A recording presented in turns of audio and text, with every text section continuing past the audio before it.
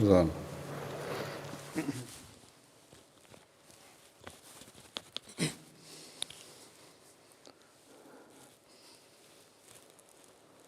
الله أكبر الله أكبر الله أكبر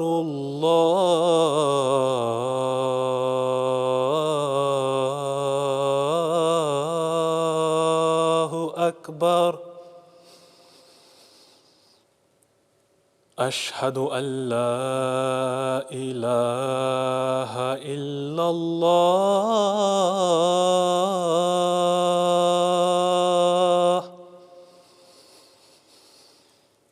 أشهد أن لا إله إلا الله أشهد أن محمدًا رسول الله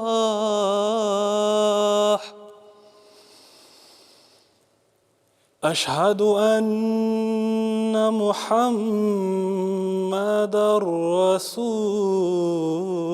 الله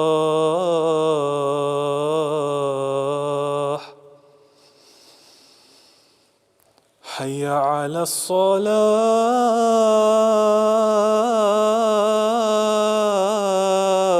الصلاة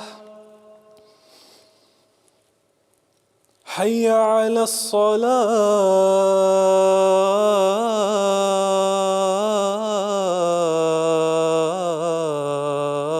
الصلاة حي على الفلاح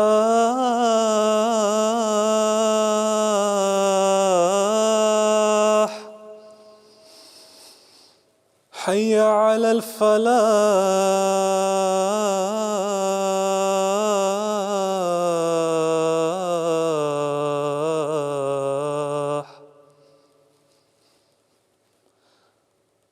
الله أكبر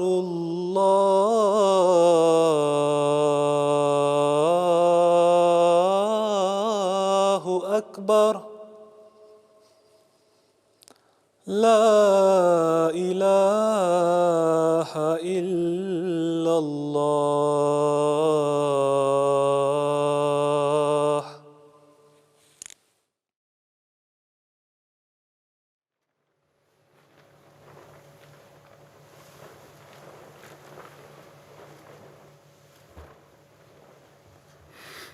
السلام علیکم ورحمۃ اللہ.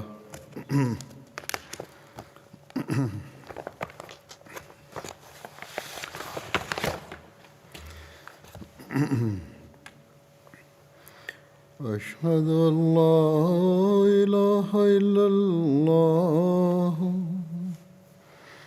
وحده لا شريك له وأشهد أن محمدًا عبده ورسوله أما بعد فأعوذ بالله من الشيطان الرجيم بسم الله الرحمن الرحيم الحمد لله رب العالمين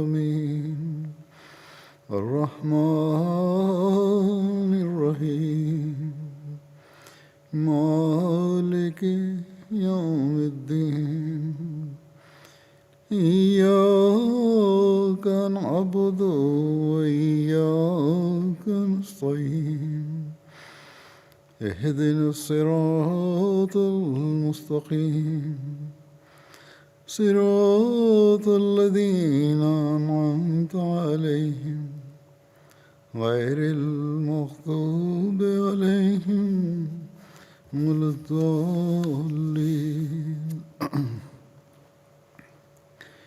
يا أيها الذين آمنوا كتب عليكم الصيام كما كتب على الذين من قبلكم لعلكم تتقون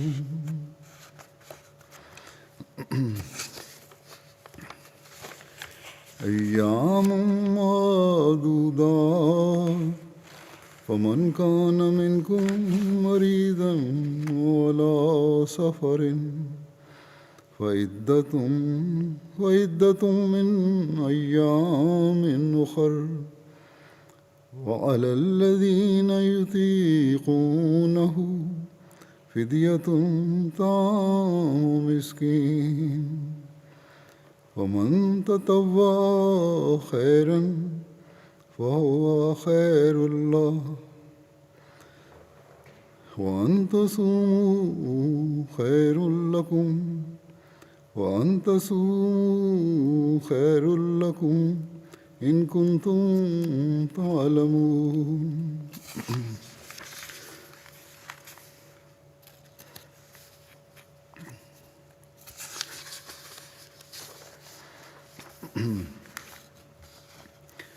شهر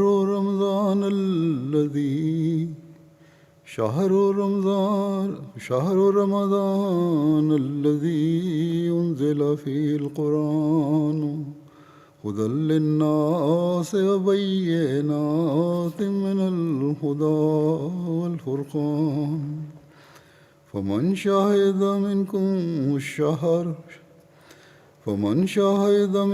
الشهر فليصم ومن كان مريضا على سفر فعدة من أيام أخر يريد الله بكم اليسر ولا يريد بكم العسر ولتكملوا العدة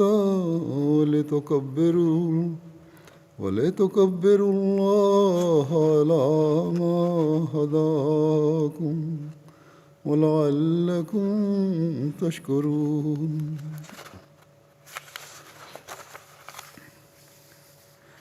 وإذا سألك عبادي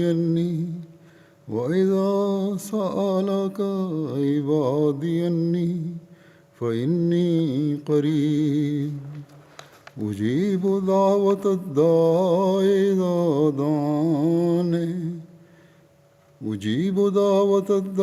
إذا دعاني فليستجيبوا لي وليؤمنوا بي لعلهم يرشدون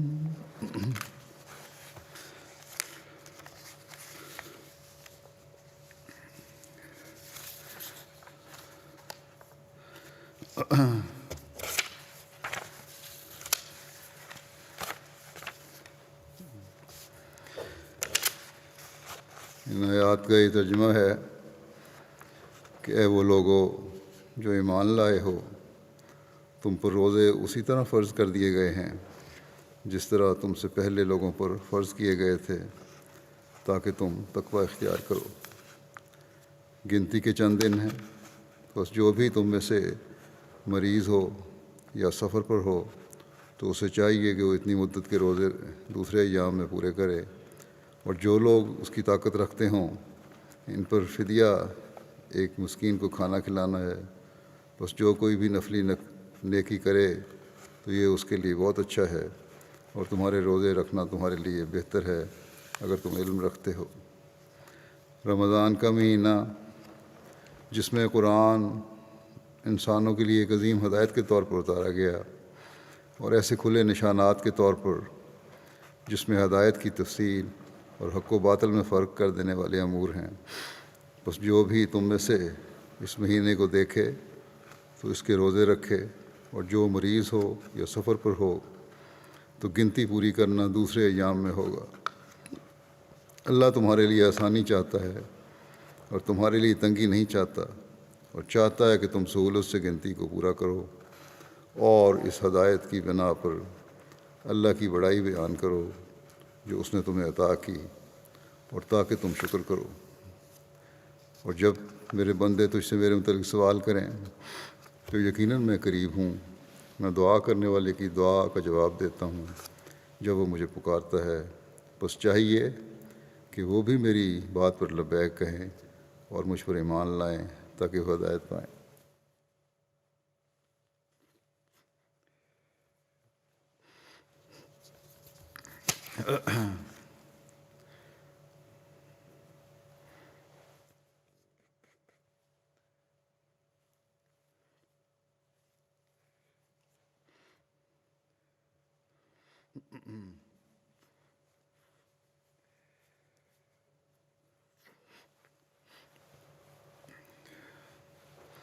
اللہ تعالیٰ کے فضل سے اس سال پھر ہمیں ماہ رمضان میں سے گزرنے کا موقع مل رہا ہے۔ ہمیں ہمیشہ یاد رکھنا چاہیے کہ صرف رمضان کے مہینے کو پانا اور اس میں سے گزرنا ہی کافی نہیں ہے، یا صرف صبح سحری کھا کر روزہ رکھنا اور شام کو افطاری کر کے روزہ کھولنا ہی روزوں کے مقصد کو پورا نہیں کرتا، بلکہ ان روزوں کے ساتھ اور ان روزوں کی وجہ سے اللہ تعالیٰ نے ہمیں اپنے اندر پاک تبدیلیاں پیدا کرنے کا حکم فرمایا ہے۔ روزوں کے حوالے سے اللہ تعالیٰ نے ہمیں بعض حکم دیے ہیں، اور اس کے نتیجے میں ان پر عمل کرنے کی وجہ سے ہمیں اپنا قرب عطا فرمانے اور قبولیت دعا کی نوید سنائی ہے۔ ان میں سے چند آیات میں نے تلاوت کی ہیں۔ اللہ تعالیٰ نے ہمیں ان آیات میں جو میں نے تلاوت کی ہیں روزوں کی فرضیت کی طرف توجہ دلائی۔ اسی طرح یہ بھی بتا دیا کہ اگر بیماری یا کوئی اور جائز وجہ ہے تو روزوں سے رخصت کی صورت میں پھر ان کو بعد میں پورا کرنا چاہیے،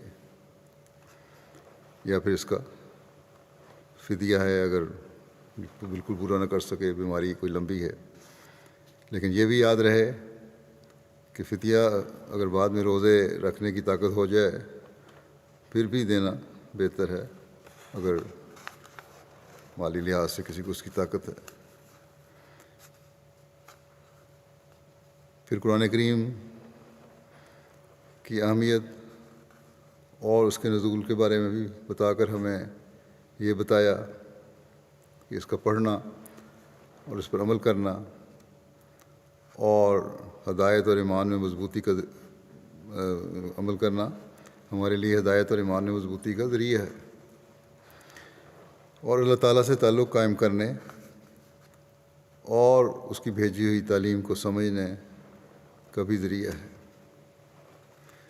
اور پھر ہمیں یہ خوشخبری دی کہ میرے بندوں کو بتا دے کہ اے نبی، میں ان کے قریب ہوں، دعاؤں کو سنتا ہوں، قبول کرتا ہوں۔ اور رمضان کے مہینے میں تو حضرت صلی اللہ علیہ وسلم نے فرمایا کہ اللہ تعالیٰ نچلے آسمان پر آ جاتا ہے، یعنی اپنے بندوں کی دعاؤں کو بہت زیادہ سنتا ہے۔ لیکن اللہ تعالیٰ نے فرمایا کہ اگر تم چاہتے ہو کہ میں تمہاری دعائیں سنوں تو پھر تمہیں بھی میری باتوں کو ماننا ہوگا، میں نے جو احکامات دیے ہیں ان پر عمل کرنا ہوگا، صرف رمضان کے مہینے میں نہیں بلکہ مستقل زندگیوں کا حصہ بنانا ہوگا ان نیکیوں کو، اور اپنے ایمانوں کو مضبوط کرنا ہوگا۔ بس قبولیت دعا کے لیے بھی بعض شرائط ہیں۔ بس ہمیں جب ان شرائط کے مطابق ہم جب اپنی ان شرائط کے مطابق اپنی دعاؤں میں حسن پیدا کریں گے تو اللہ تعالیٰ کو بھی اپنے قریب اور دعاؤں کو سننے والا پائیں گے۔ اس وقت میں دعاؤں کے حوالے سے ہی حضرت مسیح موعود علیہ الصلوۃ والسلام کے بعض فرمودات پیش کر کے اس کی اہمیت اور ہمیں جو اپنی عملی حالتوں کو درست کرنا چاہیے اس کے متعلق قبولیت دعا کی شرائط کیا ہیں اور اس کا فلسفہ اور اس کی گہرائی کے بارے میں جو بیان فرمایا آپ نے اس میں سے کچھ پیش کروں گا۔ ہم میں سے بہت سے ایسے ہیں جو سطحی طور پر دعا کر کے پھر کہتے ہیں کہ اللہ تعالیٰ نے ہماری دعائیں قبول نہیں کیں، گویا کہ اللہ تعالیٰ کو ہم نے ایک کام کہا جس کو اسے ماننا چاہیے تھا، یعنی نعوذ باللہ اللہ تعالیٰ ان کے حکموں کا پابند ہے، جو چاہے وہ کہیں، جس طرح چاہیں وہ کہیں، جو چاہیں ان کے عمل ہوں، لیکن اللہ تعالیٰ پابند ہے کہ ہماری باتیں سنیں۔ اللہ تعالیٰ نے واضح فرما دیا یہ نہیں ہوگا، پہلے تمہیں میری باتیں ماننی ہوں گی، اپنے عملوں کو قرآنی تعلیم کے مطابق ڈھالنا ہوگا۔ رمضان کے مہینے میں جب نیکیوں کا ماحول بنا ہے، درس و تدریس کا سلسلہ بھی شروع ہوا ہے، تو میری ہدایات اور احکامات کو دیکھو، غور کرو، سنو اور ان پر عمل کرو، اپنے ایمانوں کا جائزہ لو کہ کتنے مضبوط ایمان ہیں تمہارے، کسی مشکل میں پڑنے پر، ابتلا آنے پر ایمان متزلزل تو نہیں ہو رہے۔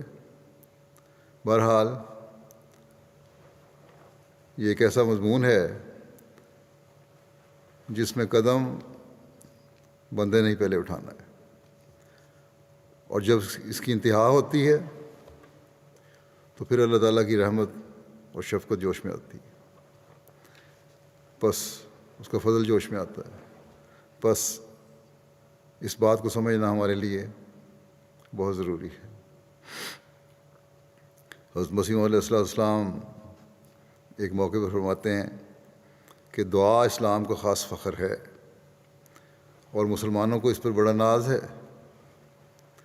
مگر یاد رکھو یہ دعا زبانی بک بک کا نام نہیں ہے، بلکہ یہ وہ چیز ہے کہ دل خدا تعالیٰ کے خوف سے بھر جاتا ہے،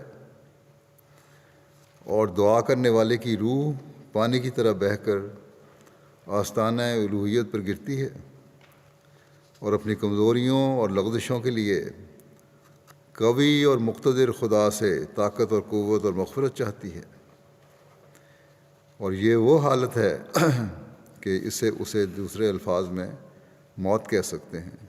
جب یہ حالت میسر آ جاوے تو یقیناً سمجھو کہ باب اجابت اس کے لیے کھولا جاتا ہے، اور خاص قوت اور فضل اور استقامت بدیوں سے بچنے اور نیکیوں پر استقلال کے لیے عطا ہوتی ہے۔ یہ ذریعہ سب سے بڑھ کر زبردست ہے۔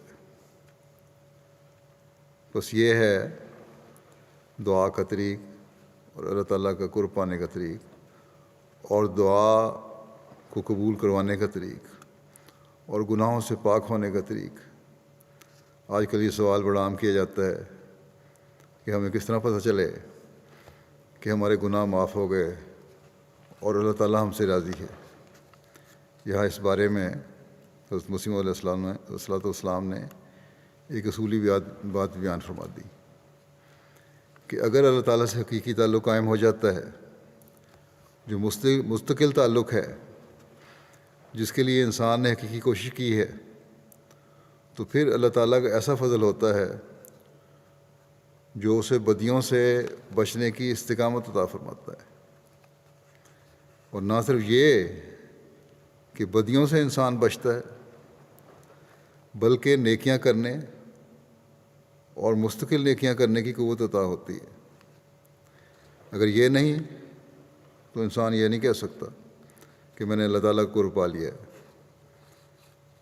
بس حقیقی عابد انسان اس وقت بن سکتا ہے جب اس نہج پر سوچنے والا ہو اور اس کے مطابق عمل کرنے والا ہو، اور اس کے لیے ہمیں اس رمضان میں کوشش بھی کرنی چاہیے۔ دعا کے حوالے سے جیسا کہ میں نے کہا، حضرت مسیح علیہ السلام کی بعض باتیں آپ کے سامنے پیش کروں گا۔ قبولیت دعا کے مسئلے کو بیان فرماتے ہوئے ایک موقع پر حضرت مسیح علیہ السلام فرماتے ہیں، استجابت دعا کا مسئلہ در حقیقت دعا کے مسئلے کی ایک فرع ہے، اور یہ قاعدے کی بات ہے کہ جس شخص نے اصل کو سمجھا ہو، جس شخص نے اصل کو سمجھا ہوا نہیں ہوتا، اس کو فرع کے سمجھنے میں پیچیدگیاں واقع ہوتی ہیں اور دھوکے لگتے ہیں۔ کسی چیز کو سمجھنے کے لیے اس کی بنیاد کو سمجھنے کی ضرورت ہے۔ اگر بنیادی چیز نہیں سمجھ آ رہی تو جتنی مرضی اس کے نکات ہوں، تشریحیں ہوں، وضاحتیں ہوں، وہ سمجھ نہیں آ سکتے۔ فرمایا کہ دعا کی ماہیت یہ ہے کہ ایک سعید بندہ اور اس کے رب میں ایک تعلق مجاذبہ ہے، یعنی جذب کرنے کا ایک تعلق ہے۔ یعنی پہلے خدا تعالیٰ کی رحمانیت بندے کو اپنی طرف کھینچتی ہے، پھر بندے کے صدق کی کوششوں سے خدا تعالیٰ اس سے نزدیک ہو جاتا ہے۔ سچائی اور سچے دل سے کوششیں ہوں گی اگر بندے کی، تو پھر خدا تعالیٰ الگ بندے کے نزدیک ہو جاتا ہے، اور دعا کی حالت میں تعلق ایک خاص مقام پر پہنچ کر اپنے خواص عجیبیہ پیدا کرتا ہے، عجیب و غریب قسم کے خاص ظاہر ہوتے ہیں۔ جس وقت بندہ کسی سخت مشکل میں مبتلا ہو کر خدا تعالیٰ کی طرف کامل یقین اور کامل امید اور کامل محبت اور کامل وفاداری اور کامل ہمت کے ساتھ جھکتا ہے، اور نہایت درجہ کا بیدار ہو کر غفلت کے پردوں کو چیرتا ہوا فنا کے میدان میں آگے سے آگے نکل جاتا ہے، پھر آگے کیا دیکھتا ہے کہ بارگاہ الوہیت میں الوہیت ہے اور اس کے ساتھ کوئی شریک نہیں۔ تب اس کی روح اس آستانے پر سر رکھ دیتی، صرف اس کو خدا ہی خدا نظر آتا ہے، ہر چیز غائب ہو جاتی ہے نظر سے، دنیا کی کوئی حیثیت اس کے سامنے نہیں رہتی، کسی بھی چیز کی کوئی حیثیت نہیں رہتی، صرف خدا ہوتا ہے۔ ایسی حالت پیدا ہوتی ہے تو اللہ تعالیٰ تب، اور جب خدا کو دیکھتا ہے تو اس کے آستانے پر پھر اس کی روح سر رکھ دیتی ہے، اور قوت جذب جو اس کے اندر رکھی گئی ہے وہ خدا تعالیٰ کی عنایات کو اپنی طرف کھینچتی ہے۔ بندے کے اندر بھی ایک قوت جذب کرنے کی قوت رکھی گئی ہے، وہ اللہ تعالیٰ کی جو عنایات ہیں ان کو جذب کرنا شروع کر دیتی ہے۔ تب اللہ جل شانہ اس کام کے پورا کرنے کی طرف متوجہ ہوتا ہے، اور اس دعا کا اثر ان تمام مبادی اسباب پر ڈالتا ہے، وہ جو بنیادی اسباب جو بھی اس کام کو کرنے کے لیے ضروری ہیں، جو چیزیں بھی ضروری ہیں، جو لوازمات بھی ضروری ہیں، ان پر اللہ تعالیٰ اپنا اثر ڈالتا ہے، جن سے ایسے اسباب پیدا ہوتے ہیں جو اس مطلب کے حاصل ہونے کے لیے ضروری ہیں۔ مثلاً اگر بارش کے لیے دعا ہے تو بعد استجابت دعا کے وہ اسباب طبیعہ جو بارش کے لیے ضروری ہوتے ہیں اس دعا کے اثر سے پیدا کیے جاتے ہیں، اور اگر قحط کے لیے بد دعا ہے تو قادر مطلق مخالفانہ اسباب کو پیدا کر دیتا ہے۔ پھر فرمایا کہ جس قدر ہزاروں معجزات انبیاء سے ظہور میں آئے ہیں، یا جو کچھ کہ اولیاء کرام ان دنوں تک عجائبات اور کرامت دکھلاتے رہے ہیں، اس کا اصل اور منبع یہی دعا ہے، اور اکثر دعاؤں کے اثر سے ہی اس طرح کے خوارق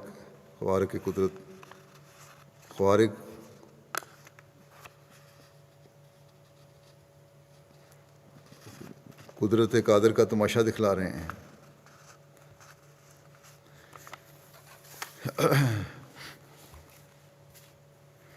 قرآن شریف بھی بے شمار پیشگوئیوں سے بھرا ہوا ہے۔ اس کے علاوہ ہم دیکھتے ہیں حضرت مسیح علیہ السلام کے زمانے میں بھی بہت پیشگوئیاں پوری ہوئیں، بہت ساری باتیں پوری ہوئیں، بہت نیک لوگوں کو نیک خوابیں آتی ہیں، پوری ہوتی ہیں، دعاؤں کے اثر ظاہر ہوتے ہیں۔ تو یہ ساری باتیں اسی صورت میں ہوتی ہیں جب خالص ہو کر بندہ اللہ تعالیٰ کے حضور جھکتا ہے۔ پھر حضرت مسیح علیہ السلام فرماتے ہیں مزید وضاحت کرتے ہوئے کہ اللہ تعالیٰ فرماتا ہے کہ والذین جاہدوا فینا لنہدینہم سبلنا، کہ جو ہماری راہ میں مجاہدہ کرے گا ہم اس کو اپنی راہ دکھلا دیں گے۔ مجاہدہ پہلے بندے کے ذمہ ڈالا، تم نے مجاہدہ کرنا ہے، یہ تو وعدہ ہے۔ اور ادھر یہ دعا ہے کہ اہدنا الصراط المستقیم، اللہ تعالیٰ نے یہ وعدہ کیا کہ مجاہدہ کرو، میں تم اپنی راہ دکھلاؤں گا۔ دوسری طرف یہ دعا بھی سکھلا دی کہ اہدنا الصراط المستقیم، کہ ہمیں صراط مستقیم کی طرف ہدایت دے۔ سو انسان کو چاہیے کہ اس کو مد نظر رکھ کر نماز میں بِالْحَا دعا کرے، گڑ گڑا کر دعائیں کرے، اور تمنا رکھے کہ وہ بھی ان لوگوں میں سے ہو جاوے جو ترقی اور بصیرت حاصل کر چکے۔ ایسا نہ ہو کہ اس جہان سے بے بصیرت اور اندھا اٹھایا جاوے۔ چنانچہ فرمایا من کان فی ھذہ اعمیٰ فہو فی الآخرۃ اعمیٰ، کہ جو اس جہان میں اندھا ہے وہ اس جہان میں بھی اندھا ہے، یعنی روحانی لحاظ سے اندھا ہے۔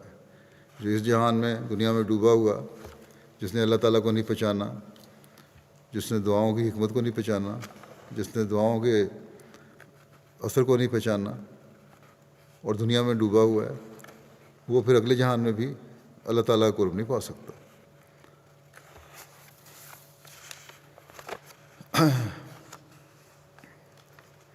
بس آپ فرماتے ہیں کہ آخرت کی تیاری اس دنیا سے ہونی چاہیے، اس کی تیاری کرو۔ فرمایا کہ جس منشا یہ ہے کہ اس جہان کے مشاہدے کے لیے اسی جہان سے ہم کو آنکھیں لے جانی ہیں، اس جہان کے مشاہدے کے لیے اسی جہان سے ہم کو آنکھیں لے جانی ہیں۔ اگلے جہان کو اگر دیکھنا ہے، اللہ تعالیٰ کا قرب پانے والے جہان کو، تو پھر اسی جہان سے ہمیں اس کو دیکھنے کے لیے آنکھیں لے جانی ہوں گی۔ آئندہ جہان کو محسوس کرنے کے لیے حواس کی تیاری اسی جہان میں ہوگی۔ بس کیا یہ گمان ہو سکتا ہے کہ اللہ تعالیٰ وعدہ کرے اور پورا نہ کرے؟ فرمایا کہ اندھے سے مراد وہ ہے جو روحانی معارف اور روحانی لذت سے خالی ہے۔ ایک شخص کو قرآنہ تقلید سے، کہ مسلمانوں کے گھر میں پیدا ہو گیا، اندھی تقلید ہو رہی ہے، اس بات پہ صرف اندھا ایمان ہے، اندھی تقلید ہے، پیروی کر رہا ہے، عمل کوئی نہیں، صرف اندھی پیروی ہے کہ مسلمانوں کے گھر میں پیدا ہو گیا اس لیے میں مسلمان ہوں، مسلمان کہلاتا ہے۔ دوسری طرف اسی طرح ایک عیسائیوں کے ہاں پیدا ہو کر عیسائی ہو گیا۔ یہی وجہ ہے کہ ایسے شخص کو خدا، رسول اور قرآن کی کوئی عزت نہیں ہوتی۔ اس کی دین سے محبت بھی قابل اعتراض ہے۔ جو اندھی تقلید کر رہا ہے اس کی دین سے محبت بھی قابل اعتراض ہے۔ خدا اور رسول کی حد تک کرنے والوں میں اس کا گزر ہوتا ہے۔ اس کی وجہ صرف یہ ہے کہ ایسے شخص کی روحانی آنکھ نہیں، اس میں محبت دین نہیں۔ وَإِلَّا محبت والا اپنے محبوب کے برخلاف کیا کچھ پسند کرتا ہے؟ اگر محبت ہو تو محبوب کے خلاف تو کچھ نہیں پسند کرتا محبت کرنے والا، یا محبوب کے خلاف۔ غرض اللہ تعالیٰ نے سکھلایا ہے کہ میں تو دین دینے کو تیار ہوں اگر تو لینے کو تیار ہے۔ بس یہ دعا کرنی چاہیے، دعا کرنا ہی اس ہدایت کو لینے کی تیاری ہے۔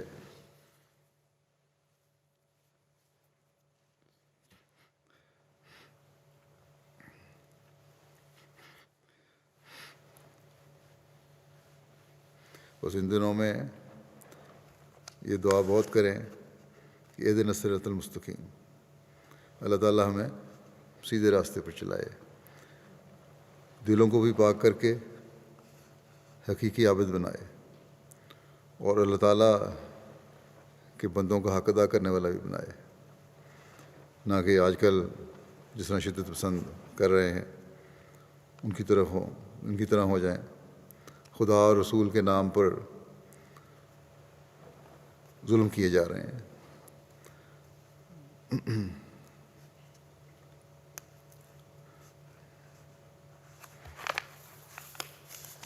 اللہ تعالیٰ ایسے ظالموں کو شر سے بھی بچائے ہر ایک کو. بعض لوگ کہہ دیتے ہیں کہ ہم تو اس قدر گناہ گار ہو گئے ہیں کہ اب خدا تعالیٰ ہمیں بخشے گا نہیں. سوال بھی پوچھ لیتے ہیں کہ کتنا گناہ گار آدمی بخشا جا سکتا ہے، اور پھر مزید اس بات پہ کہ ہم بخشے نہیں جائیں گے مزید گناہوں میں مبتلا ہوتے چلے جاتے ہیں.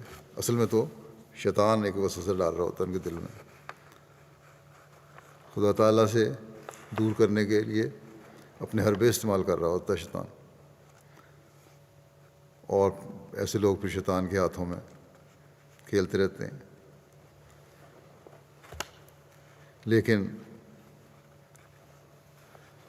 حضرت مسیح علیہ الصلوۃ والسلام ہمیں شیطان کے اس حملے اور چنگل سے نکلنے کا طریق بیان کرتے ہوئے فرماتے ہیں کہ گناہ کرنے والا اپنے گناہوں کی کثرت وغیرہ کا خیال کر کے دعا سے ہرگز باز نہ رہے.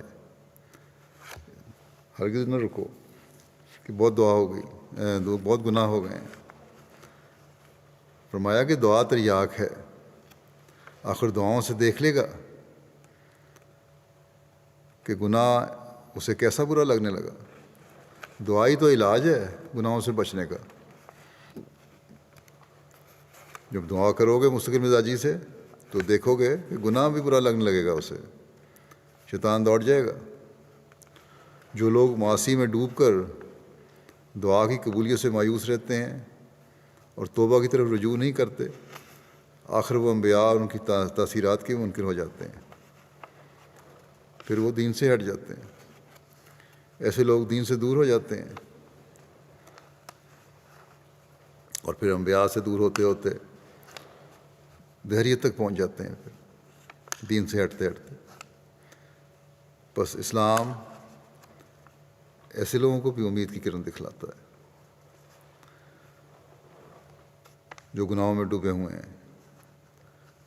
اور یہ رمضان کا مہینہ اس لیے یہی موقع پیدا کرنے کے لیے کہ کس طرح گناہوں سے توبہ کرنی ہے، وہ ماحول پیدا کرنے کے لیے اللہ تعالیٰ ہر سال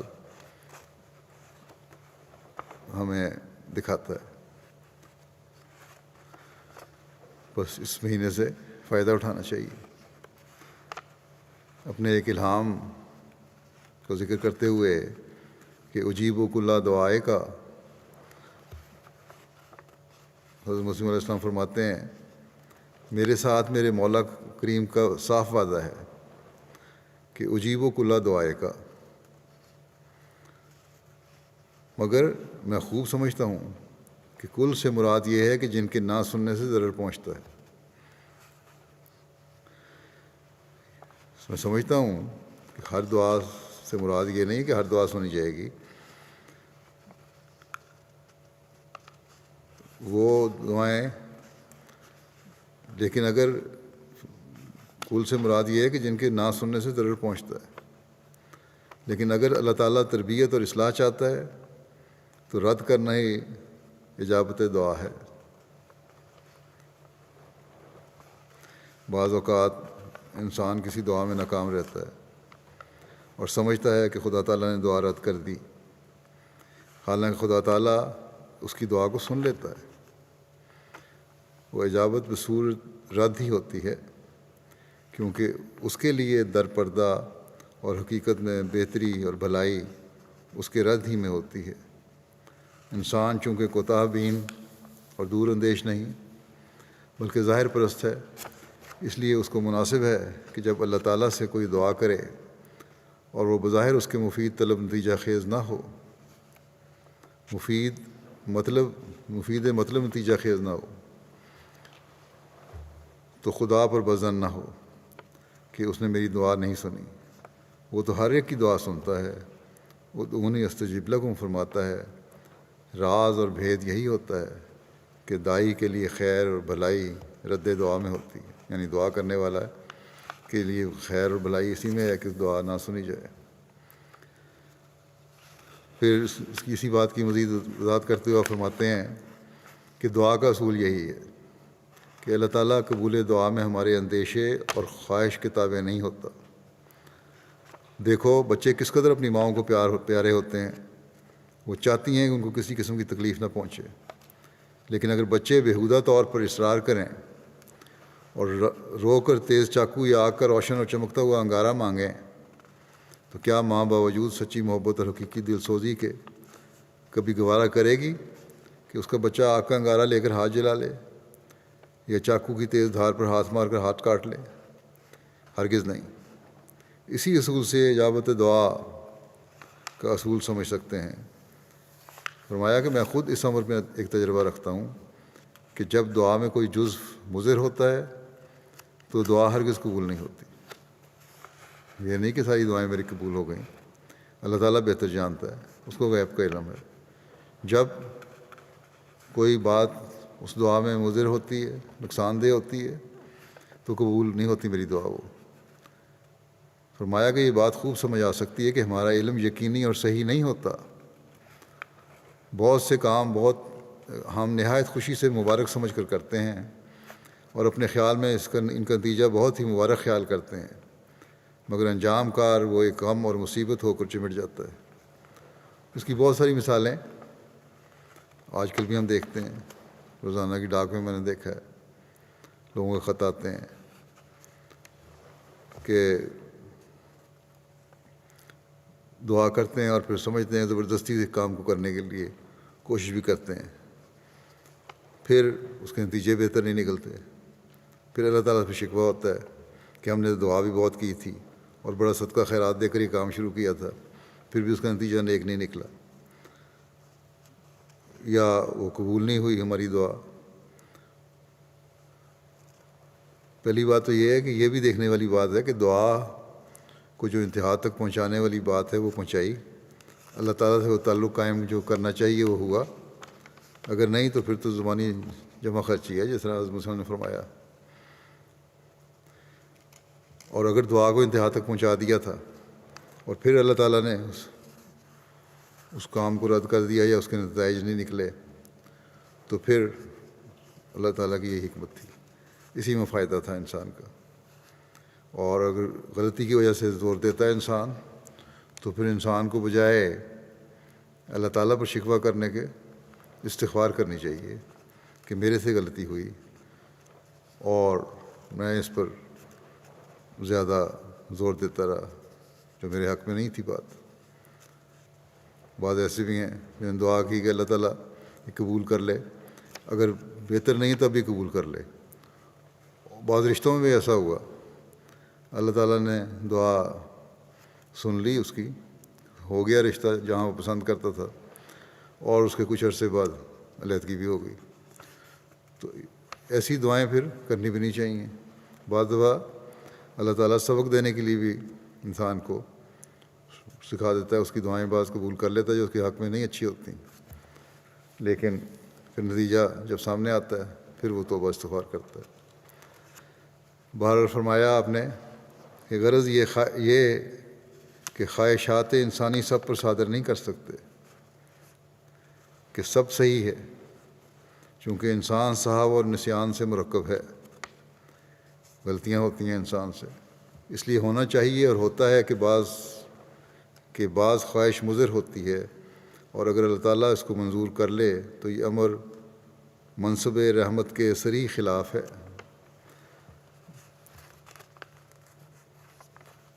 بعض خواہش مضر بھی ہوتی ہے، اگر اللہ تعالیٰ کا صحیح پیارا بندہ ہے تو اللہ تعالیٰ پھر اس دعا کو قبول نہیں کرتا اس کے لیے، کیونکہ اس کی رحمت کے منصب کے خلاف ہے یہ بات۔ اپنے پیاروں کو بھی نقصان نہیں پہنچاتا اس طرح سے۔ فرمایا کہ یہ ایک سچا اور یقینی امر ہے کہ اللہ تعالیٰ اپنے بندوں کی دعاؤں کو سنتا ہے اور ان کو قبولیت کا شرف بخشتا ہے، مگر ہر رتب و یاب اس کو نہیں، ہر شخص کے لیے نہیں ہے، کیونکہ جوش نفس کی وجہ سے انسان انجام اور معال کو نہیں دیکھتا اور دعا کرتا ہے، فکر ہی نہیں ہوتی اس کو کیا نتیجے نکلنے ہیں اس کے، مگر اللہ تعالیٰ جو حقیقی بہی خواہ اور معال بین ہے۔ ان مضرتوں اور بد نتائج کو ملحوظ رکھ کر جو اس دعا کے تحت میں بصورت قبول دائی کو پہنچ سکتے ہیں اسے رد کر دیتا ہے، اور یہ رد دعا ہی اس کے لیے قبول دعا ہوتا ہے۔ اپنے قریبیوں کے لیے تو اللہ تعالیٰ کا یہ اصول ہے۔ بس ایسی دعائیں جن میں انسان حوادث اور صدمات سے محفوظ رہتا ہے اللہ تعالیٰ قبول کر لیتا ہے، مگر مضر دعاؤں کو بصورت رد قبول فرما لیتا ہے۔ فرمایا کہ مجھے یہ الہام بارہا ہو چکا ہے، جیسا کہ پہلے ذکر ہوا کہ اجیب و کلّا دعائے کا، دوسرے لفظوں میں یوں کہو کہ ہر ایک ایسی دعا جو نفس الامر میں نافع اور مفید ہے قبول کی جائے گی۔ یہ تشریح فرمائی ہے آپ نے اس کی کہ جو منافع بخش دعا ہے وہ قبول کی جائے گی۔ فرمایا کہ میں جب اس خیال کو اپنے دل میں پاتا ہوں تو میری روح لذت اور سرور سے بھر جاتی ہے۔ جب مجھے اول الہام ہوا، قریباً 25 یا 30 برس کا عرصہ ہوتا ہے، تو مجھے بہت ہی خوشی ہوئی کہ اللہ تعالیٰ میری دعائیں جو میرے احباب کے متعلق ہوں گی کہ ضرور قبول کرے گا۔ پھر میں نے خیال کیا کہ اس معاملے میں بخل نہیں ہونا چاہیے، کیونکہ یہ ایک انعام الہی ہے، اور اللہ تعالیٰ نے متقین کی صفت میں فرمایا ہے وَمِمَّا رَزَقْنَاهُمْ يُنْفِقُونَ۔ بس میں نے اپنے دوستوں کے لیے یہ اصول کر رکھا ہے کہ خواہ وہ یاد دلائیں یا نہ دلائیں، کوئی امر خطیر پیش کریں یا نہ کریں، کوئی مشکل معاملہ پیش کریں یا نہ کریں، ان کی دینی اور دنیاوی بھلائی کے لیے دعا کی جاتی ہے۔ قبولیت دعا کی شرائط کے بارے میں وضاحت کرتے ہوئے آپ نے فرمایا یہ بات بھی بحضور دل سے سن لینی چاہیے کہ قبول دعا کے لیے بھی چند شرائط ہوتی ہیں۔ ان میں سے بعض تو دعا کرنے والے کے متعلق ہوتی ہیں اور بعض دعا کرانے والے کے متعلق۔ دعا کرانے والے کے لیے ضروری ہوتا ہے کہ وہ اللہ تعالیٰ کے خوف اور خشیت کو مد نظر رکھے۔ یہ بڑی اہم بات ہے۔ جو دعا کے لیے کہنے والا ہے اس کے لیے بھی ضروری ہے کہ وہ اللہ تعالیٰ کے خوف اور خشیت کو سامنے رکھے ہمیشہ، اور اس کی غنائے ذاتی سے ہر وقت ڈرتا رہے۔ یاد رکھے کہ اللہ تعالیٰ بے نیاز ہے، ہر وقت اللہ تعالیٰ کا خوف ہونا چاہیے اس کے دل میں، اور صلح کاری اور خدا پرستی اپنا شعار بنائے۔ یہ ضروری چیزیں ہیں، صلح کاری اور خدا پرستی اپنا شعار بنائے، تقوی اور راست بازی سے خدا تعالیٰ کو خوش کرے۔ تو ایسی صورت میں دعا کے لیے باب استجابت کھولا جاتا ہے۔ جو ایسی صورت پیدا ہو جائے گی، یہ ساری شرطیں پوری ہوں گی، تو اللہ تعالیٰ پھر دروازہ کھولتا ہے دعا کی قبولیت کا۔ اور اگر وہ خدا تعالیٰ کو ناراض کرتا ہے، اس سے بگاڑ اور جنگ قائم کرتا ہے، اللہ تعالیٰ کے حکموں پر نہیں چلتا، حقوق اللہ اور حقوق العباد کی ادائیگی بھی نہیں کرتا، تو فرمایا تو اس کی شرارتیں اور غلط کاریاں دعا کی راہ میں ایک صد اور چٹان ہو جاتی ہیں، دیوار بن جائیں گی، روک بن جائیں گی، چٹان کی طرح کھڑی ہو جائیں گی، اور استجابت کا دروازہ اس کے لیے بند ہو جاتا ہے۔ اس کے لیے قبولیت دعا کا دروازہ بند ہو جاتا ہے۔ نہ اس کی دعائیں قبول ہوتی ہیں اپنی، نہ جس سے وہ دعا کروا رہا ہے اس کی دعائیں اس کے حق میں قبول ہوتی ہیں۔ فرمایا پس ہمارے دوستوں کے لیے لازم ہے کہ وہ ہماری دعاؤں کو ضائع ہونے سے بچاویں اور ان کی راہ میں کوئی روک نہ ڈال دیں جو ان کی ناشائستہ حرکات سے پیدا ہو سکتی ہیں۔ اگر یہ عمل سے صحیح نہیں ہے تو پھر میری دعائیں بھی تمہارے حق میں قبول نہیں ہوں گی، بلکہ تمہارے عمل روک بن جائیں گے ان کے قبولیت کے راستے میں۔ پھر دعا کی قبولیت کے لیے یہ بھی ضروری ہے کہ اعتقادی لحاظ سے مضبوط ہو انسان، یہ بنیادی شرط ہے، اور عمل صالح کرنے والا ہو۔ عمل صالح کا پہلے بھی ذکر آ گیا، جیسے کہ اللہ تعالیٰ نے فرمایا ہے کہ میری باتوں پر لبیک کہو، میری مانو، اللہ تعالیٰ کی باتوں کا مثبت جواب دینا، ان پر عمل کرنا، یہی ایک بنیادی چیز ہے جو دعاؤں کی قبولیت کے لیے ضروری ہے۔ اس بات کی وضاحت کرتے ہوئے حضرت مسیح علیہ السلام فرماتے ہیں یہ سچی بات ہے کہ جو شخص اعمال سے کام نہیں لیتا وہ دعا نہیں کرتا، بلکہ خدا تعالیٰ کی آزمائش کرتا ہے۔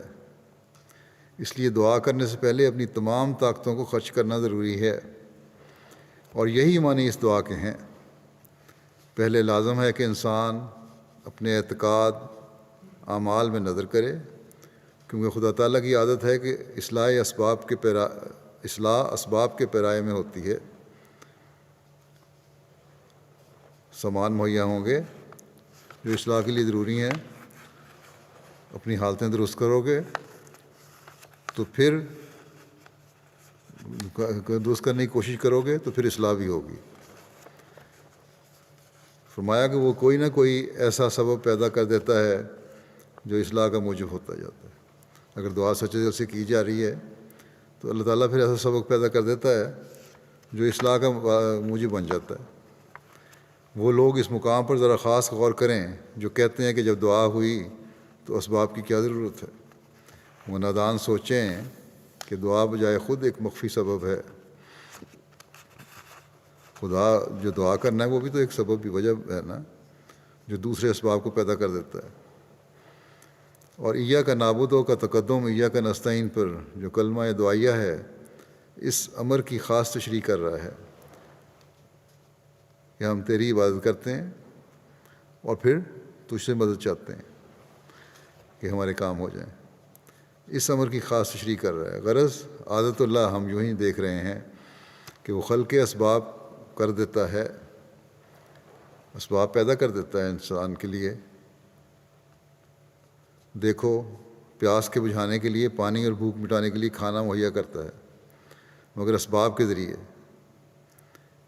یہ نہیں ہے کہ یوں ہی پیاس بجھ گئی یا پانی ویسے ہی آسمان سے ایک دم آ گیا جادو کی طرح، یا کھانا میسر آ گیا۔ اسباب پیدا ہوتے ہیں، ذریعے پیدا ہوتے ہیں جن کے ذریعے سے پانی بھی ملتا ہے اور کھانا بھی ملتا ہے۔ بس یہ سلسلہ اسباب یوں ہی چلتا ہے، اور خلق اسباب ضرور ہوتا ہے، کیونکہ خدائے تعالیٰ کے یہ دو نام ہی ہیں، کان اللہ عزیزاً حکیمہ۔ عزیز تو یہ ہے کہ ہر ایک کام کر دینا، اور حکیم یہ کہ ہر ایک کام کسی حکمت سے موقع اور محل کے مناسب اور موزوں کر دینا۔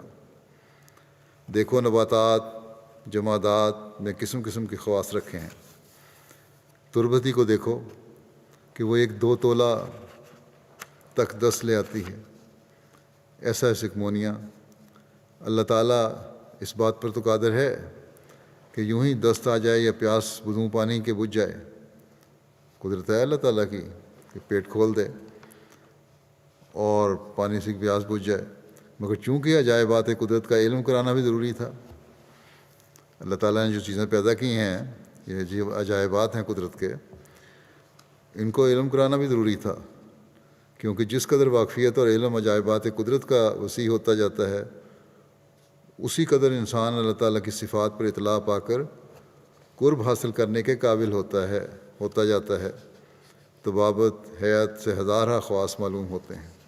اگر انسان کی روحانی آنکھ دیکھے تو یہ جو چیزیں پیدا کی گئی ہیں، ایک واحد سائنسدان جو ہے، اللہ تعالیٰ کی کو ماننے والا سائنسدان جو ہے، وہ ہر ایجاد پر یا ہر چیز کو دیکھ کر اس پر غور کر کے اللہ تعالیٰ کی وجود کا ثبوت ایک حاصل کرتا ہے اور اس کا ایمان بڑھتا ہے، لیکن دہریہ چاہے اس کو اتفاق کہہ دیتا ہے۔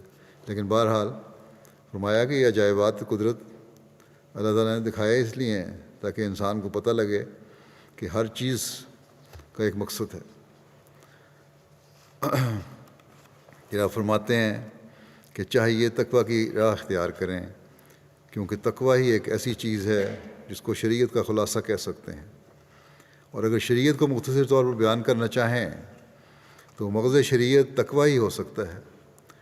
تقویٰ کے مدارج اور مراتب بہت سے ہیں، لیکن اگر طالب صادق ہو کر ابتدائی مراتب اور مراحل کو استقلال اور خلوص سے طے کرے تو وہ اس راستی اور طلب صدق کی وجہ سے اعلیٰ مدارج کو پا لیتا ہے۔ اللہ تعالیٰ فرماتا ہے، انما یتقبل اللہ من المتقین، گویا اللہ تعالیٰ متقیوں کی دعاؤں کو قبول فرماتا ہے۔ انما یتقبل اللہ من المتقین، یہ گویا اس کا وعدہ ہے، اور اس وعدے کے میں تخلف نہیں ہوتا، جیسا کہ فرمایا ان اللہ لا یخلف المیعاد، اللہ تعالیٰ وعدہ خلافی نہیں کرتا، ان اللہ لا یخلف المیعاد۔ بس جس حال میں تقوی کی شرط قبولیت دعا کے لیے غیر منفک شرط ہے، ایسی شرط ہے جسے الگ نہیں کیا جا سکتا، چھوڑا نہیں جا سکتا، رد نہیں کیا جا سکتا، تو ایک انسان غافل اور بے راہ ہو کر اگر قبولیت دعا چاہے تو کیا وہ احمق اور نادان نہیں ہے؟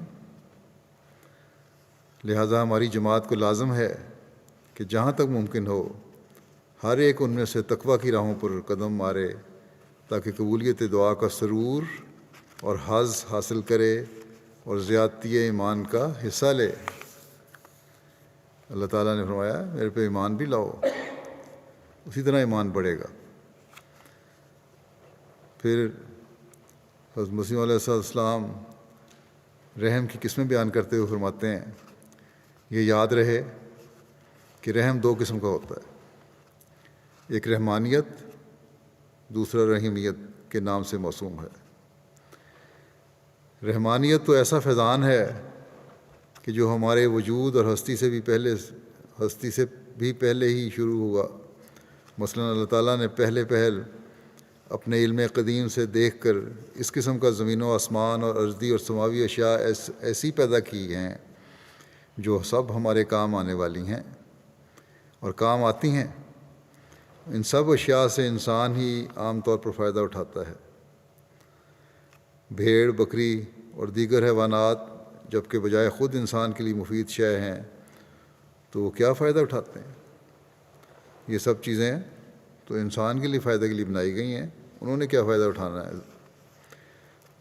دیکھو جسمانی امور میں انسان کیسی کیسی لطیف اور اعلیٰ درجے کی غذائیں کھاتا ہے۔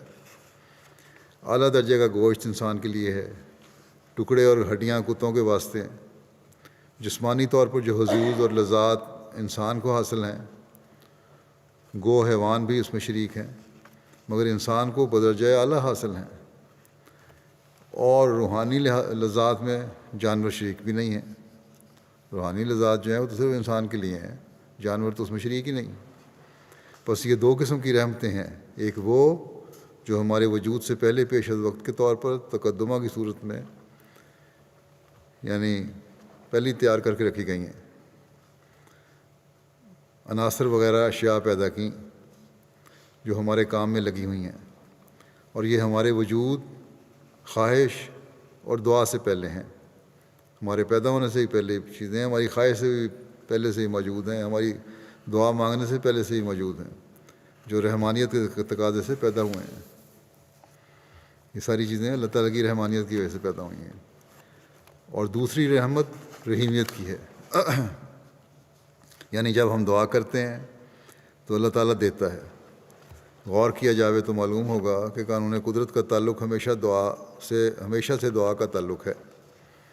بعض لوگ آج کل اس کو بدعت سمجھتے ہیں۔ ہماری دعا کا جو تعلق خدا تعالیٰ سے ہے، میں چاہتا ہوں کہ اسے بھی بیان کروں۔ فرمایا ایک بچہ یعنی ایک انسان کا جو تعلق ہے دعا سے وہ بیان کرو۔ ایک بچہ جب بھوک سے بےتاب ہو کر دودھ کے لیے چلاتا ہے اور چیختا ہے تو ماں کے پستان میں دودھ جوش مار کر آ جاتا ہے۔ بچہ دعا کا نام بھی نہیں جانتا، لیکن اس کی چیخیں دودھ کو کیوں کر کھینچ لاتی ہیں، اس کا ہر ایک کو تجربہ ہے۔ بعض اوقات دیکھا گیا ہے کہ مائیں دودھ محسوس بھی نہیں کرتی، مگر بچے کی چلاہٹ ہے کہ دودھ کو کھینچ لاتی ہے۔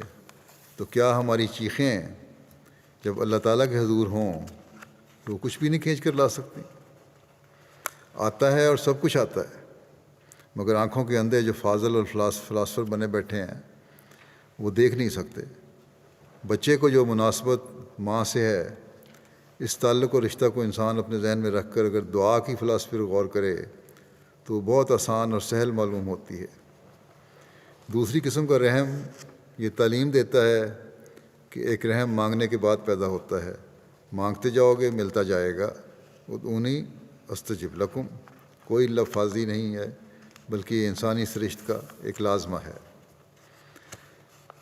پھر اس بات کی اہمیت کو بیان فرماتے ہوئے کہ مانگنا انسان کا خاصہ ہے اور استجابت اللہ تعالیٰ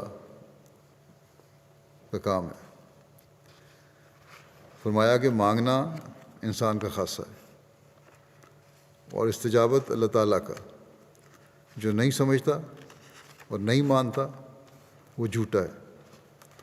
بچے کی مثال جو میں نے بیان کی پہلے بیان کی ہے جو آپ نے، وہ دعا کی فلاسفی خوب حل کر کے دکھاتی ہے۔ رحمانیت اور رحیمیت سے دو نہیں ہیں، بس ایک کو چھوڑ کر دوسرے کو چاہتا ہے، اسے مل نہیں سکتا۔ رحمانیت کا تقاضا یہی ہے کہ ہم میں رحیمیت سے فیض اٹھانے کی سکت پیدا کرے۔ رحمانیت اللہ تعالیٰ کی یہ ہے، اس نے تو ہمیں راستے دکھا دیے، بتا دیا، چیزیں بھی دے دیں، اور جو اس کی چیزیں ہم نے مانگ کے لینی ہے اس کی ہمت پیدا کرتا ہے، اس کے ذرائع پیدا کرتی ہے رحمانیت دعا کرانے کی اور اللہ تعالیٰ کی رحمیت کو حاصل کرنے کی۔ فرمایا کہ جو ایسا نہیں کرتا وہ کافر نعمت ہے۔ ایاک نعبد کے یہی معنی ہے کہ ہم تیری عبادت کرتے ہیں ان ظاہری سامانوں اور اسباب کی رعایت سے جو تو نے عطا کیے ہیں۔ ہم عبادت کرتے ہیں ان ظاہری اسباب کے ذریعے سے۔ دیکھو یہ زبان کی مثال دے رہے ہیں آپ، جو عروق اور اعصاب سے خلق ہے، اس کی رگیں ہیں، نسیں ہیں، لعاب ہے، یہ اعصاب ہیں، یہ سب چیزیں زبان کا حصہ ہیں، اسی سے زبان بنی ہے۔ اگر ایسی نہ ہوتی تو ہم بول نہ سکتے۔ ایسی زبان خشک ہو جاتی، زبان اگر خشک ہو جائے تو انسان بول نہیں سکتا۔ ایسے نسیں اور رگیں نہ ہوں، ان کو ہر وقت تری مل رہی ہے، تب بھی نہیں انسان ہلا سکتا زبان۔ فرمایا کہ ایسی زبان دعا کے واسطے عطا کی جو قلب کے خیالات تک کو ظاہر کر سکے۔ پھر خیالات کو ظاہر کرنے کے لیے زبان عطا کی، ہم اسے بول لیتے ہیں۔ اگر ہم دعا کا کام زبان سے کبھی نہ لیں تو یہ ہماری شور بختی ہے۔ بہت سی بیماریاں ایسی ہیں کہ اگر وہ زبان کو لگ جائیں تو یک دفعہ ہی زبان اپنا کام چھوڑ بیٹھتی ہے، یہاں تک کہ انسان گونگا ہو جاتا ہے۔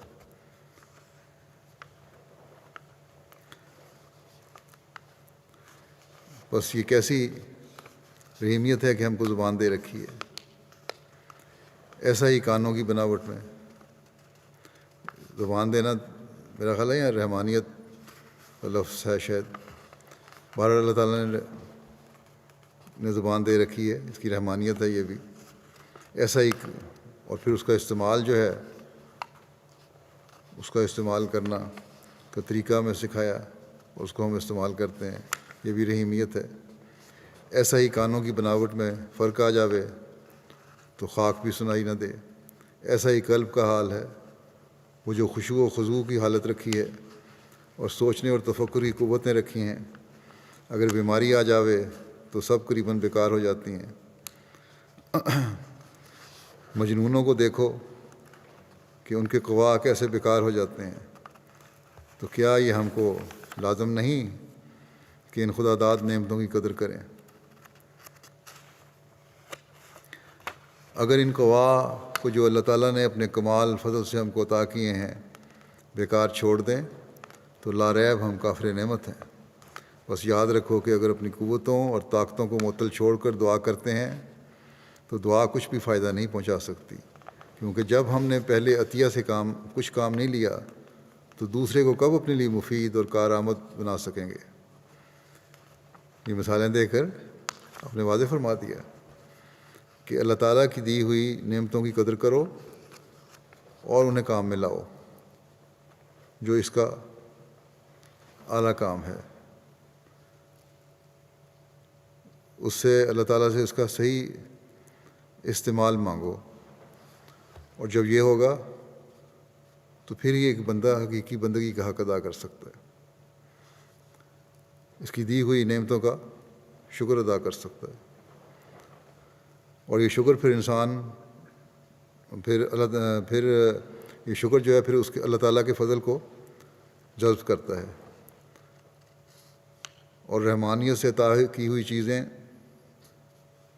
رحیمیت سے پھر بھی حصہ لیتی ہیں، اور قبولیت دعا کے نظارے انسان دیکھتا ہے۔ پھر اس کی مزید وضاحت کرتے ہوئے آپ نے فرمایا بس ایاک نعبد یہ بتلا رہا ہے کہ اے رب العالمین، تیرے پہلے عطیہ کو بھی ہم نے بیکار اور برباد نہیں کیا۔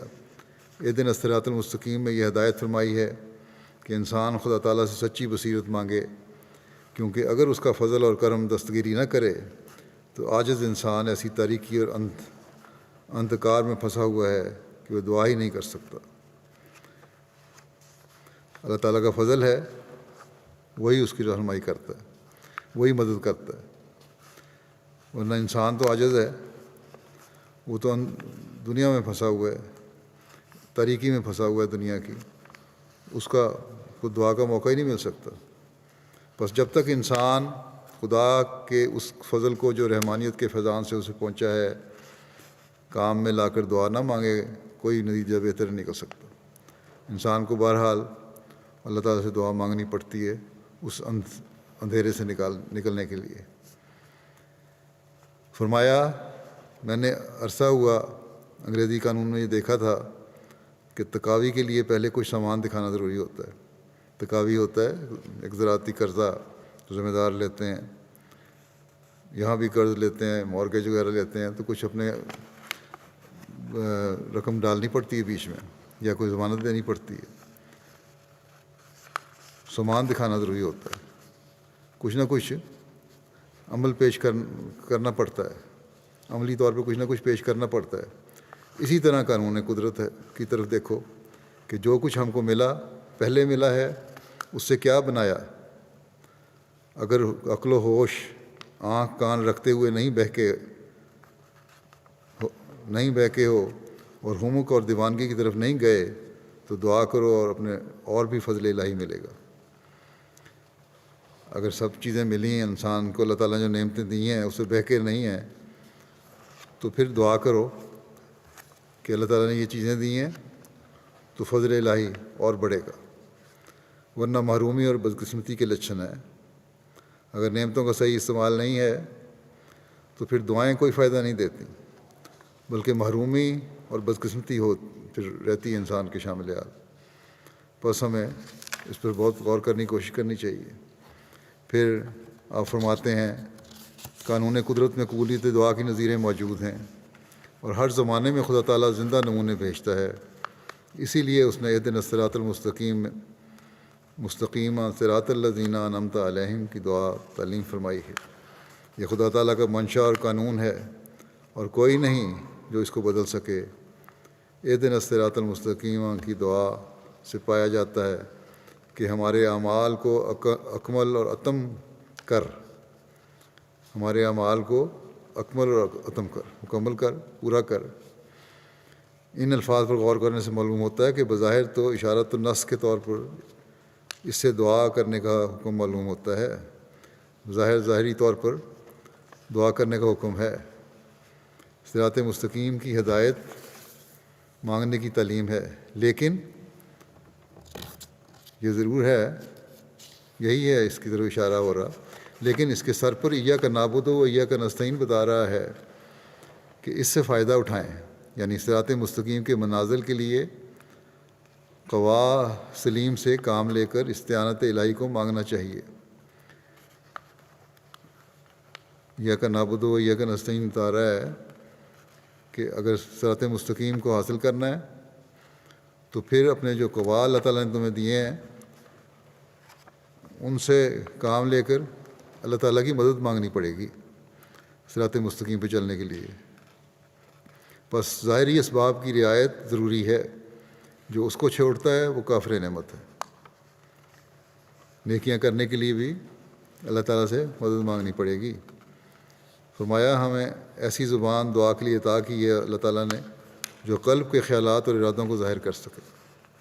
پھر فرمایا ایسا ہی قلب میں خشوع و خضوع کی حالت رکھی ہے، اور سوچنے اور تفکر کی قوتیں ودیت کی ہیں، بس یاد رکھو اگر ہم ان قوتوں اور طاقتوں کو معطل چھوڑ کر دعا کرتے ہیں تو یہ دعا کچھ بھی مفید اور کارگر نہ ہوگی، کیونکہ جب پہلے عطیہ سے کچھ کام نہیں لیا تو دوسرے سے کیا نفع اٹھائیں گے۔ اس لیے اہدنا الصراط المستقیم سے پہلے ایاک نعبد بتا رہا ہے کہ ہم نے تیرے پہلے عطیوں اور قوتوں کو بیکار اور برباد نہیں کیا۔ یاد رکھو رحمانیت کا خاصہ یہی ہے کہ وہ رحیمیت سے فیض اٹھانے کے قابل بنا دے۔ اس لیے اللہ خدا تعالیٰ نے جو ادعونی استجب لکم فرمایا یہ میری لفاظی نہیں ہے بلکہ انسانی شرف اسی کا متقاضی ہے۔ مانگنا انسانی خاصہ ہے، اور جو استجابت جو اللہ تعالیٰ کا نہیں وہ ظالم ہے، یعنی جو اللہ تعالیٰ سے مانگنے کی تلاش میں نہیں رہتا وہ ظالم انسان ہے۔ پھر دعا ایک ایسی سرور بخش کیفیت ہے کہ مجھے افسوس ہے کہ میں کن الفاظ میں اس لذت اور سرور کو دنیا کو سمجھاؤں، یہ تو محسوس کرنے سے ہی پتہ لگے گا۔ مختصر یہ کہ دعا کے لوازمات سے اول ضروری یہ ہے کہ اعمال صالحہ اور اعتقاد پیدا کریں، کیونکہ جو شخص اپنے اعتقادات کو درست نہیں کرتا اور اعمال صالحہ سے کام نہیں لیتا اور دعا کرتا ہے وہ گویا خدا تعالیٰ کی آزمائش کرتا ہے۔ تو بات یہ ہے کہ اہدنا الصراط المستقیم کی دعا میں یہ مقصود ہے کہ ہمارے اعمال کو اکمل و اتم کر اور پھر یہ کہہ کر صراط الذین انعمت علیہم اور بھی صراحت کر دی کہ ہم اس صراط کی ہدایت چاہتے ہیں جو منعم علیہ گروہ کی راہ ہے، اور مغضوب گروہ کی راہ سے بچا جن پر بدعمالیوں کی وجہ سے عذاب الہی آ گیا، اور ضالین کہہ کر یہ دعا تعلیم کی ہے کہ اس سے بھی محفوظ رکھ کے تیری حمایت کے بدوں بھٹکتے پھریں، بغیر تیری حمایت کے ہم بھٹکتے پھریں، ہمیں بھٹکنے سے بھی بچا۔ بس اس لحاظ سے غور کر کے سورہ فاتحہ بھی جب پڑھیں تو اس طرح دعا کرنی چاہیے۔ پھر آپ دعا میں اسباب کی رعایت کے ضروری ہونے کا ذکر کرتے ہوئے مزید فرماتے ہیں کہ سنو وہ دعا جس کے لیے ادعونی استجب لکم فرمایا ہے، اس کے لیے یہی سچی روح مطلوب ہے۔ اگر اس تضرع اور خشوع میں حقیقت کی روح نہیں تو وہ ٹیں سے کم نہیں ہے۔ پھر کوئی کہہ سکتا ہے کہ اسباب کی رعایت ضروری نہیں ہے، یہ غلط فہمی ہے۔ شریعت نے اسباب کو منع نہیں کیا ہے، اور سچ پوچھو تو کیا دعا اسباب نہیں، یا اسباب دعا نہیں؟ تلاش اسباب بجائے خود ایک دعا ہے، اور دعا بجائے خود عظیم الشان اسباب کا چشمہ ہے۔ اس کی انسان کی ظاہری بناوٹ، اس کے دو ہاتھ پاؤں کی ساخت ایک دوسرے کی امداد کا ایک قدرتی رہنما ہے۔ جب یہ نظارہ خود انسان میں موجود ہے، پھر کس قدر حیرت اور تعجب کی بات ہے کہ وہ تعاون علی البر والتقویٰ کے معنی سمجھنے میں مشکلات کو دیکھے۔ ہاں میں کہتا ہوں کہ تلاش اسباب بھی بدریہ دعا کرو۔ امداد باہمی میں نہیں سمجھتا کہ جب میں تمہیں تمہارے جسم کے اندر اللہ تعالیٰ کا ایک قائم کردہ سلسلہ اور کامل رہنما سلسلہ دکھاتا ہوں تم ان سے انکار کرو۔ اللہ تعالیٰ نے اسباب کو اور بھی صاف کرنے اور وضاحت سے دنیا پر کھول دینے کے لیے انبیاء علیہ السلام کا ایک سلسلہ دنیا میں قائم کیا۔ اللہ تعالیٰ اس بات پر قادر تھا اور قادر ہے کہ اگر وہ چاہے تو کسی قسم کی امداد کی ضرورت ان رسولوں کو باقی نہ رہنے دے، مگر پھر بھی ایک وقت ان پر آتا ہے کہ وہ من انصاری اللہ کہنے پر مجبور ہوتے ہیں۔ کیا وہ ایک ٹکڑ گدا فقیر کی طرح صدا دیتے ہیں؟ نہیں، من انصاری اللہ کہنے کی بھی ایک شان ہوتی ہے۔ وہ دنیا کو رعایت اسباب سے سکھانا چاہتا ہے، دنیا کو رعایت اسباب سکھانا چاہتے ہیں کہ سامان دنیاوی جو ہیں مہیا کرنے بھی ضروری ہیں، جو دعا کا ایک شعبہ ہے، ورنہ اللہ تعالیٰ پر ان کو کامل ایمان اور اس کے وعدوں پر پورا یقین ہوتا ہے۔ وہ جانتے ہیں کہ اللہ تعالیٰ کا وعدہ ہے کہ انا لننصر رسولنا والذین آمنوا فی الحیات الدنیا، کہ ہم اپنے رسولوں کو اور ان پر ایمان لانے والوں کو اس دنیا میں ضرور مدد کریں گے، اس دنیا میں ضرور مدد کریں گے۔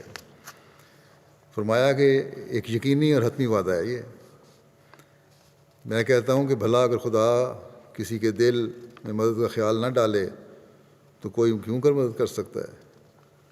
بس نبیوں کو بھی اسباب کی ضرورت ہوتی ہے، لیکن اللہ تعالیٰ کے آگے جھکتے ہیں اور پھر اللہ تعالیٰ ہی ان کے لیے اسباب مہیا کر دیتا ہے، لوگوں کے دلوں میں ڈالتا ہے اور سلطان نصیر مہیا فرما دیتا ہے جو ان کے کام کو آگے بڑھانے والے ہوتے ہیں۔ دعا کے حوالے سے نماز کی غرض اور اہمیت کو بیان کرتے ہوئے آپ فرماتے ہیں کہ نماز کی اصل غرض اور مغز دعا ہی ہے، اور دعا مانگنا اللہ تعالیٰ کی قانون قدرت کے عین مطابق ہے۔ مثلا ہم عام طور پر دیکھتے ہیں کہ جب بچہ روتا دھوتا ہے اور اضطراب ظاہر کرتا ہے تو ماں کس قدر بےقرار ہو کر اس کو دودھ دیتی ہے۔ الوہیت اور عبودیت میں اسی قسم کا ایک تعلق ہے جس کو ہر شخص سمجھ نہیں سکتا۔ جب انسان اللہ تعالیٰ کے دروازے پر گر پڑتا ہے اور نہایت عاجزی اور خشوع اور خضوع کے ساتھ اس کے حضور اپنے حالات کو پیش کرتا ہے اور اس سے اپنی حاجات کو مانگتا ہے تو الوہیت کا کرم جوش میں آتا ہے اور ایسے شخص پر رحم کیا جاتا ہے، اور اللہ تعالیٰ کے فضل و کرم کا دودھ بھی ایک گریہ کو چاہتا ہے، اس لیے اس کے حضور رونے والی آنکھ پیش کرنی چاہیے۔ پھر آپ فرماتے ہیں بعض لوگوں کا یہ خیال ہے کہ اللہ تعالیٰ کے حضور رونے دھونے سے کچھ نہیں ملتا۔ بالکل غلط اور باطل ہے یہ چیز۔ ایسے لوگ اللہ تعالیٰ کی ہستی اور اس کی صفات قدرت و تصرف پر ایمان نہیں رکھتے۔ اگر ان میں حقیقی ایمان ہوتا تو ایسا کہنے کی جرت نہ کرتے۔ جب کبھی کوئی شخص اللہ تعالیٰ کے حضور آیا ہے اور اس نے سچی توبہ کے ساتھ رجوع کیا ہے، اللہ تعالیٰ نے ہمیشہ اس پر اپنا فضل کیا ہے۔ یہ کسی نے بالکل سچ کہا ہے کہ عاشق کے شد کہ یار بے حالش نظر نہ کرت، اے خواجہ درد نیست وگر نہ طبیب ہست۔ کون ہے جو عاشق ہوا ہو اور یار نے اس کی حال پر نظر نہ کی ہو؟ ارے صاحب درد ہی نہیں ورنہ طبیب تو موجود ہے۔ خدا تعالیٰ تو چاہتا ہے کہ تم اس کے حضور پاک دل لے کر آ جاؤ، صرف شرط اتنی ہے کہ اس کے مناسب حال اپنے آپ کو بناؤ، اور وہ سچی تبدیلی جو خدا تعالیٰ کے حضور جانے کے قابل بنا دیتی ہے اپنے اندر کر کے دکھاؤ۔ میں تمہیں سچ سچ کہتا ہوں کہ خدا تعالیٰ میں عجیب قدرتیں ہیں اور اس میں لا انتہا فضل و برکات ہیں، مگر اس کے دیکھنے اور پانے کے لیے محبت کی آنکھ پیدا کرو۔ اگر سچی محبت ہو تو خدا تعالیٰ بہت دعائیں سنتا ہے اور تائیدیں کرتا ہے۔ پھر آپ نے فرمایا مومنوں کی تعریف میں خدا تعالیٰ فرماتا ہے یذکرون اللہ قیاما وقعودا وعلی جنوبہم ویتفکرون فی خلق السماوات والارض ربنا ما خلقت ھذا باطلا۔ یعنی مومن وہ لوگ ہیں جو خدا تعالیٰ کو کھڑے اور بیٹھے اور اپنے بستروں پر لیٹے ہوئے یاد کرتے ہیں، اور جو کچھ زمین اور آسمان میں عجائب صنعتیں موجود ہیں ان میں غور اور فکر کرتے رہتے ہیں، اور جب لطائف صنعت الہی ان پر کھلتے ہیں تو کہتے ہیں خدایا تو نے ان صنعتوں کو بیکار پیدا نہیں کیا۔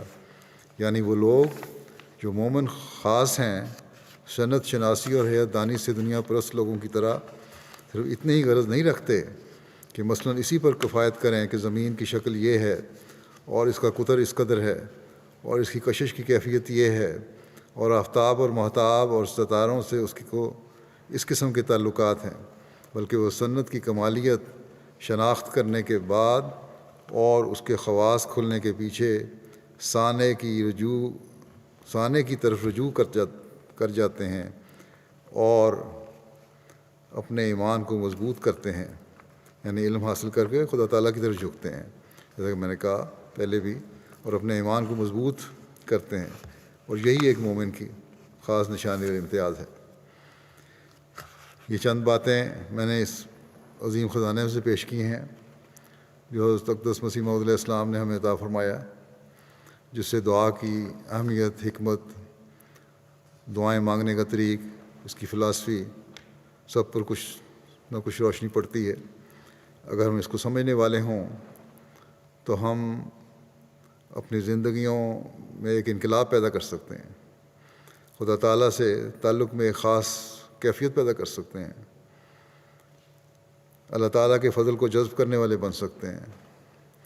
بس ہمیں اس رمضان میں کوشش کرنی چاہیے کہ ہم اللہ تعالیٰ کے قرب کو پانے کے لیے اس کے حکموں پر چلنے والے ہوں، اپنے ایمانوں کو مضبوط کرتے چلے جانے والے ہوں، دعا کی حکمت اور فلسفی کو سمجھنے والے ہوں، اپنے اعمال کی اصلاح کرنے والے بنیں،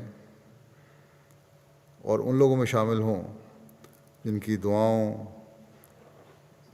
دعائیں اللہ تعالیٰ کے حضور مقبول ہوتی ہیں۔ یہ رمضان ہمارے اللہ تعالیٰ سے تعلق اور روحانی تعلق میں یا روحانی حالت میں ایک انقلاب پیدا کرنے والا ہو۔ اپنے بھائیوں کے لیے بھی دعائیں کریں۔ پہلے میں دعاؤں کے لیے تحریک کرتا رہتا ہوں، جو پاکستان میں ہے یا الجزائر میں ہے یا کسی بھی جگہ میں ہے جو کسی بھی طرح کسی خاص طور پہ جماعتی مشکلات میں گرفتار ہیں۔ پاکستان میں تو روزانہ کوئی نہ کوئی واقعہ ہو جاتا ہے جہاں احمدیوں کو تکلیفیں دی جاتی ہیں کسی نہ کسی رنگ میں، اس لیے خاص طور پہ دعائیں کرنی چاہیے ان کے لیے۔ اس طرح الجزائر میں بھی شاید دوبارہ ان کے کیس کھولنے کے ارادے ہیں، اللہ تعالیٰ ان کو بھی محفوظ رکھے۔ دوسروں کے لیے دعائیں کرنے سے بھی اپنی دعائیں قبول ہوتی ہیں، یہ نسخہ ہمیشہ یاد رکھنا چاہیے۔ بلکہ دوسروں کے لیے دعائیں کرنے والے کے لیے فرشتے دعائیں کرتے ہیں، اور فرشتوں کی دعائیں جب ہو رہی ہوں تو کس قدر فائدہ مند سودا ہے یہ۔ بس ہمیں خاص طور پہ دوسروں کے لیے بھی دعائیں بہت زیادہ کرنی چاہیے، صرف اپنے لیے نہیں۔ اللہ تعالیٰ ہمیں اس کی بھی اس رمضان میں خاص طور پر توفیق عطا فرمائے۔